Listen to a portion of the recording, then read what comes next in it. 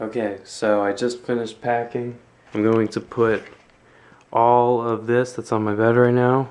There's clothes here. That's like toothbrush bag, charger, socks, and my camera. I'm gonna try to put all this into my backpack and see how much room is left. So very luckily, I fit all of that, all my 4 days, this is a 4-day trip. I fit all of my clothes into my bag, and there's enough room to fit the camera bag in my backpack. Okay, see you tomorrow. Oh my gosh. I woke up at 5:50.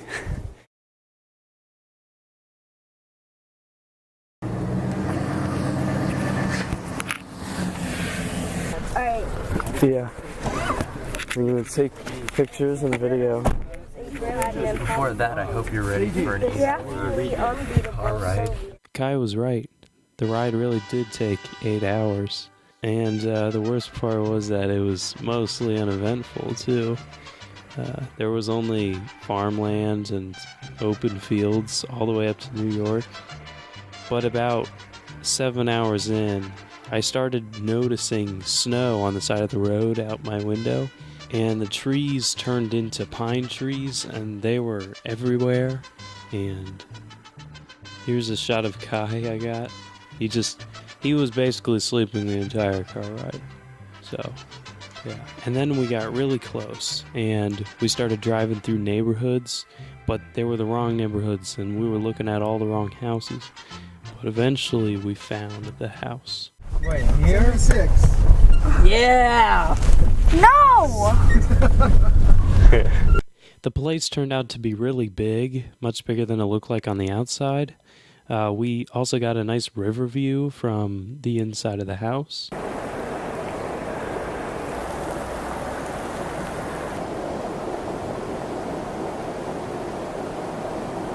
It was definitely a very comfortable place to live in. It's nighttime now, as you can see, but I'm gonna go to bed. But anyways, tomorrow morning we're gonna go out skiing, of course. That's why we came here. So yeah, this is the room we got. I'll show you. This is my bed. It has all the stuff on it, like camera gear. But these beds are like tiny, and there's a crib in here. It's like, oh my gosh. And then we got all these weird art. I mean, like, look at how ugly this girl is. But these pictures are pretty cool. Tomorrow. It's 8:30 and I got all my clothes on for today and we're gonna go skiing. Yeah. And then we drove down to Whiteface and we got our ski gear on.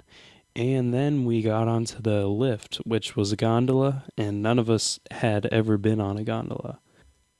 And this turned out to be the best ski lift ride I've ever been on because we were like 3,000 feet in the air and you could see for miles. Every mountain around you could see the top of. When I got to the top, I met up with everybody and we realized that we weren't even at the top of the mountain and that you have to ski down to a lower part of the mountain to go back up to the very top, as you can see in this photo. And that's what we basically did. The snow was a little hard to get used to at first. It's real snow. I mean, in Virginia, it's kind of warmer, and the machines have to make snow. But this was all natural snow, and it was very fun to ride on. It was much. You could go a lot faster than what we could normally do. The second lift was much more amazing. You could see the top of the last lift that we got off from the gondola. And at the very top of Whiteface, it's about 4,500 feet, which is actually surprisingly the 5th highest in New York. So that gives you a perspective of how tall these mountains are in New York. And since I'm at the top of the mountain right now, and I was there for 2 days, I'm going to combine the best of the 2 days for the runs down the mountain. Okay, so here I go.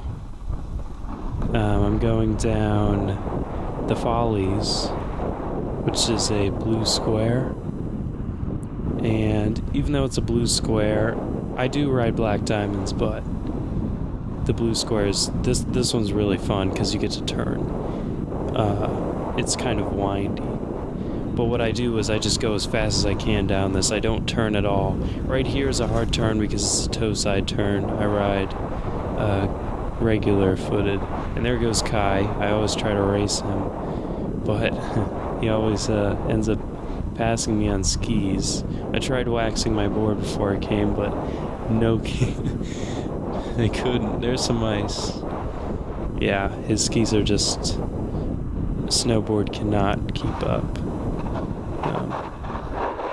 And you can see straight ahead where the top of the last gondola lift is. Merging with Perrin's Run here. This year was a bad year because there was a lot less snowfall than average. Normally there's something like 300 inches of snow. I don't know, something like that. But this year is just a lot less snow, and that is why it's so ridiculously icy. I am now connecting to John's bypass. It's very short. You only are on here for about 3 seconds. Because 3, 2, 1, I'm now on Excelsior right here. Yeah, so if you look around in the video, you can see all these little dots on the ground. Those are all the rocks. There's just a ridiculous amount of rocks and ice. I assume that if you're here in the, in the winter, of course, on a different year, there won't be any rocks. The rocks did mess up the bottom of my board. All the paint is kind of scratched and the colors are mixed together because of all the rocks. This is the most fun I've ever had snowboarding, honestly. Just going through all these cool turns, going straight down the hill. It's much safer than... We go to this place called Whitetail in Virginia, and it is so much smaller than this hill. Just uncomparable. You can go a lot faster here because a lot less people go down it. So in Whitetail, it's very choppy. The snow's very choppy. So you can just go straight down here and it's okay. You won't flail and fall. Right here, there's like a terrain park trailhead thing sign. And one time I actually just accidentally went right over the top of it and I just fell, and I didn't mean to or anything. Oh my god.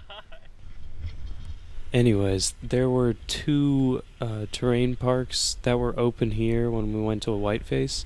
This is the first one, and there is the first jump here is it's medium sized, it's about 15 feet long. And here is a video of me clearing it. Now, I didn't always clear it. I'll show you a video of me not clearing it. Guess I'll try to clear it. You got to do everything, right? Famous last words by Connor McLaughlin.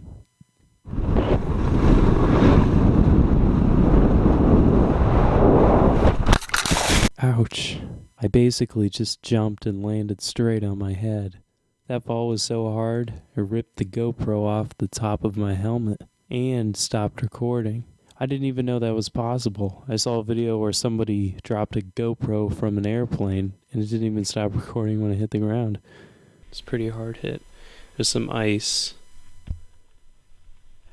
Yeah, that was a little jump, but you're supposed to jump across and land somewhere else. I always try to go off these little ramps. I never really do the boxes, but I like to jump off the ramps because why not?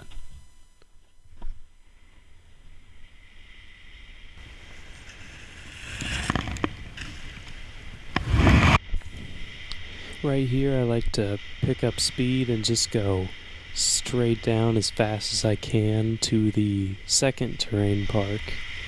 It's kind of a log cabin. I don't know what's inside of that thing. It's on the right, but this was later in the day. This is on the second day, and you can see the snow's very choppy. So, but I knew this was the last video. This is the last run of the day on the second day, so I just had to go straight down, no matter what. I wasn't gonna let some choppy snow control me.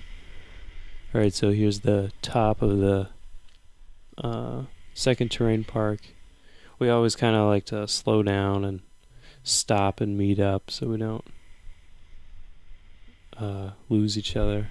I didn't there though. Let's get some air on the bumps. Now I'm coming up here to the most important part. Here on the first day, there were 2 ginormous jumps that were maybe 20 foot long, at least the small one was, and then the bigger, there was another one that was like 30 feet long. I did end up clearing this, and here's a video of me doing it. Okay, so here I go. Now there's this, it's really slushy in this area, as you can see, so this first jump is impossible to clear, even if you go straight down, but this next one, with the combined speed of the last one, you can make it. Here I go. Oh my gosh, it's amazing. Yeah, here's a different angle of me doing it. I did it, yeah. Here's what the hill looked like on the next day. You can see they just basically pushed both of the jumps together into this giant hill. Kinda didn't like it because look, it's kind of flat and stuff, but it's fun. Here's a shot of Kai Lin doing it. You know, he's gonna be in the Olympics someday. Bam, he landed like halfway down it. That's like 30 feet or so. It's pretty good. What? Remember when I said I like to jump off the sides of these rail jumps? Well, it doesn't always work out. But I still do them. I mean, I guess you could say I didn't learn my lesson, but it's more fun to jump them than to not jump them. You know, you fall and you get back up. It's just what you do. Eventually I'll learn how to do rails so I don't have to jump next to them. Now there's this last jump. It's my favorite jump of all. I like the jump because it's really easy to do. Just gotta keep your speed up. I did have my fair share of stupid people on the slope. Oh god.